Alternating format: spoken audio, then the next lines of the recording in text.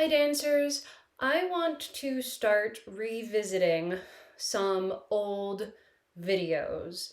Not because they're bad, I just think that they could be better. And I want to start with my higher Développé video. There are some good nuggets in there, and I did get a lot of positive feedback, so a lot of my tips did help people, but there are some things that I was just not very clear on. And I was also kind of contradicting myself when I was, there was one bit where I was telling people to keep their hips square, but I was tilting my pelvis because in the Vaganova method, they allow a tilted pelvis and other methods don't. I was also still just making the vague general correction to squeeze your standing butt cheek, but it's more than just squeezing the butt cheek. As I may have mentioned in previous videos, and I want to talk a little bit about that too. So I want to say it's about an 80% good video. I talk a little bit about your anatomy. Of course, I didn't know the proper anatomical term at the time that I was talking about hip structure, and the magic word is acetabulum. Your acetabulum is somewhere here. It's right above where your femur inserts into the ball and socket joint. And sometimes if you have a low acetabulum, your femur just kind of like bumps into it, gets stuck. So like it can't go any higher. And that's just how your body is. There are little like tricks, or there are ways you can disguise it or compensate for it with angles, or maybe letting the leg come very slightly forward. This is mostly in regards to Développé à la seconde. So I think that still holds true. I also talked about how the rotation is more important than the height. You can have a very, very high leg, but if you are not constantly striving for that rotation and getting your soul in the mirror and getting the quad almost to the back instead of quad gripping up to the ceiling, rotating from underneath, which is like another hot button topic right now. I still think that is true. I still think the rotation, the line, the turnout is more important than the height. And then towards the end of the video, I made a note for younger dancers that might be going through growth spurts. Sometimes you have tightness because you just grew. Sometimes your bones shoot up first and your muscles and ligaments still have not caught up. So they're tight. They haven't adjusted to your new length. So sometimes young dancers are just tight because their body is still growing and changing. And you must be gentle with your body because you do not want to damage or deteriorate your ligaments by forcing your body to do stretches that it is not prepared for. So on that note, let's get back to how to actually do the thing properly. So as I said, I don't think the video was necessarily bad, but I know that I'm not perfect, and I'm not ashamed of the mistakes that I made in that video. I'm not about to take down every video that I said something wrong. I'm very open to revisiting, updating, clarifying stuff. But it's so funny that as recent as 4 years ago, that's how old that video is, I'm watching myself and it's like, yes, in my brain, mentally, academically, intellectually, I know what I'm talking about, but I still had not found it in my body the way I have. There's already a difference in the way I do a développé now versus 4 years ago. And I want to talk about à la seconde specifically because I think this is the one people struggle with the most, and I have found different ways to think about it that make it easier, more comfortable, more beautiful, and yes, a little bit higher. Now, I cannot go forward without making the distinction that some methods want the hips square. They don't allow the tilting of the pelvis that they do in the Vaganova method, which is the method that I am trained in, where a tilt is allowed, and we'll explain why the tilt can be very helpful, especially as you are more advanced and trying to achieve more height. But if you are currently at a stage in your training where your teachers are saying, no, keep your hips level, there is also a reason for that. It is to fight the impulse of wanting to teeter the whole body. If you ask a little kid to put your leg up there, what's the first thing they do? They tilt the whole body. They open up all of this. Butt muscles are apart, and I have mentioned many other times in many other videos that once the butt muscles come apart and you lose that connection, that's when you get instability. And that puts a big chunk of strain on your hip flexors in just weird, it's just not correct. So if you currently have a teacher that says, I want hips square, passe, but don't lift the hip, square hips, flat hips, straighten from there, there is a reason for that, and I don't encourage you to start tilting the pelvis until you are at a level in which you are permitted to start achieving greater height at the sacrifice of your hip alignment. So the main things that I want to revisit and clarify and update are how and why most of the work is in the standing butt, why the tilt of the pelvis can be helpful, and also the rotation of the leg. Because right now, thanks to Instagram and TikTok, it is like a hot button issue to be like, do you use your quads in a développé, or are you supposed to have relaxed quads in développé? You shouldn't use your quad, you should be using the under muscles, the inside muscle, blah, blah, blah. And here is the answer. Yes, you are using the quad. It is physically impossible to even straighten your leg without using the quad. However, you should be taking some of the load off the quad when you are engaging the other deep rotators and continuously fighting for turnout. And I will demonstrate the difference very soon. But just to get a stick out of my butt, I've been seeing junk like this. And this guy is saying that that is correct. Using the quad is correct. And yes, using the quad is correct, but I don't know what this guy's training is. That Alasagone would not be acceptable from my teachers because his quad is up to the ceiling and his sole is down to the floor. So yes, when you do a développé and it's turned in, your quad is gripping and going up to the ceiling with the sole facing down to the floor.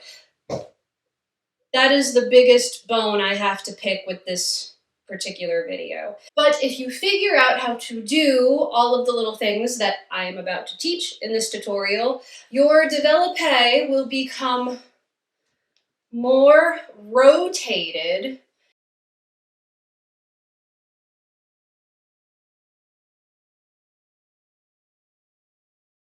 and more of these underside muscles will be doing the work. You have actually, by tilting the pelvis, shifted the load to the standing butt cheek. Standing butt cheek is almost pushing up, and there is more rotation, and my sole is facing the mirror. And you don't see the quad. The quad is doing less work. You rotate the quad almost goes behind you to the back, and you make the other muscles take over, and the quad does less work, and the quad does less gripping. The hip flexor does less straining, and it is actually more comfortable, and therefore you can achieve more height and hold it a little bit longer.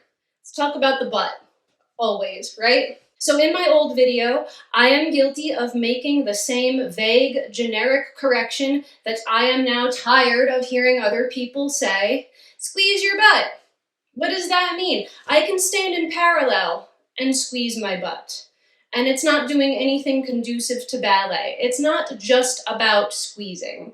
It is a rotating, rolling, almost flattening and folding feeling. Nowadays, when I think about rotating everything and squeezing my butt and using my deep butt muscles even underneath my butt cheek muscles, nowadays when I think of using those, I'm starting to think more of like how a bird folds its wings behind its back after it lands from flying. You see birds kind of like tuck and flatten their wings behind them, and it gives me the image of a smoother, flatter, more streamlined, right under me part of my body feeling.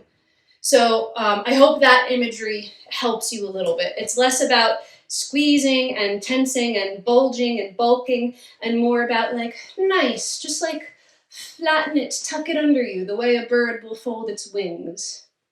If birds could stand up straight. I know birds stand like this, and they fold their wings like this, but imagine a bird standing up straight. Or like a woodpecker hanging on the trunk of a tree, folding the wings, right? It should be more like a folding, nice, flat feeling rather than a squeezy, bulgy, bulky feeling. So on that note, we should always be feeling that feeling because we always want a connection with our glutes. We always want them to feel like they are together, collected under us. I always make a weird, silly analogy, like imagine that the bottom of your butt cheeks are kissing and coming under you. I've given analogies of like wiping back to front just to make sure that it is under you, but hopefully without tucking. It's not about an artificial tuck. It's about the muscles just being collected right under you. And the result of that is shortening the torso a tiny bit. Like where this crease in your hips are, you almost imagine you're picking up this crease and you're kind of grabbing a little bit of your sternum and you just want to shorten them. Like you just want to bring them together. It's not about tucking. Your tailbone is not going under and through the other way. Tailbone, if you had a tail, is just going down, almost between your heels. Not down and under, not this way, just down. So hopefully all of those placement things should already just help you in stability and feeling strong when the time comes to lift your leg. So back to the butt. We're standing in fifth position. We're getting ready for our adagio. Both butts are engaged. Both butts have been folded over like bird wings. We get to our high passe. At this point, it depends on where you are in your training, to tilt or not to tilt.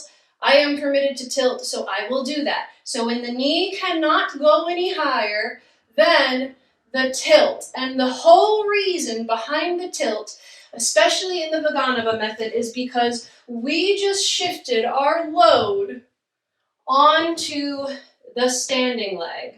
If you don't tilt, you're out here and you're asking the hip flexor and these muscles to do more. When you tilt, you've just put most of the weight on the standing butt cheek, and because the standing butt cheek is fighting to rotate and be under you and connected to the working glute the whole time, it should almost feel like your standing glute is pushing up from underneath to get this leg up in the air. And once you have done that, you have taken some of the load off these top muscles, and now you can rotate more and rotate the correct way, in the way that almost gets the quad behind you on the back side of the leg rather than up at the ceiling, and you get more of your underneath muscles working. Yes, it's true, your underneath muscles can lift the leg, and then it becomes a little easier and therefore a little higher. I actually have a little bit of paint right here because I'm still doing my ballet foot art painting. I'm going to essentially give myself googly eyes on my quad, on the top of my quad. And when I do my développé, instead of my little eyeballs looking up at the ceiling, the camera should see them. You should see the dots that I'm about to put on my leg because of that rotation, because the quad has rotated back to the side, because the inside muscles are taking the load off, because the standing butt cheek is pushing up from underneath, because the butts are together and not apart and in a weird off the leg position that's putting strain on the hip flexors. Hope the camera can see that. Can you see when I rotate, 2 white dots, you see them? Turned in, no white dots. White dots, no white dots. So I'll show you incorrect, or not necessarily incorrect, just like not what my teachers would accept, and then I'll show you correct. So here's incorrect. Do you see white dots? It's also lower. when you can't rotate. Like, I can't get it higher than that unless I rotate. So now, here it is, the true test. Do you see the 2 white dots on my leggings when my leg is up in the air, now doing all the things that I just talked about?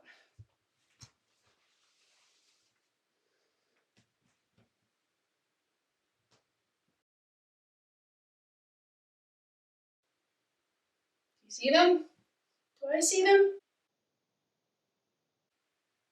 So far away. I hope they were there.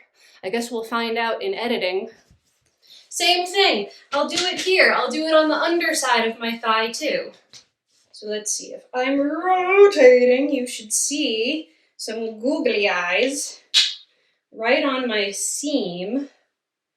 And if I'm not rotating, you probably won't see them. So here we go. Incorrect. Quad is up, sole is down, stress is out here. It's harder to balance. So now, correct version. Rotating the standing glute, the feeling that it's pushing up from underneath, pushing up on the working glute so that you can take some of the load off of the quad, off of the hip flexor. You can ask the under thigh and inside of the knee muscles to come up towards the ceiling. I don't know if my camera will show my whole leg, but sole will be showing to the camera instead of down to the floor. And even 4 years ago, while in my brain I kind of knew that that's how it should be working, it was not clicking in my body, and therefore my explanation and my demonstration was bad. So here we go. Hopefully this is what it should look like. The tilt, and you're already seeing the under thigh rotate.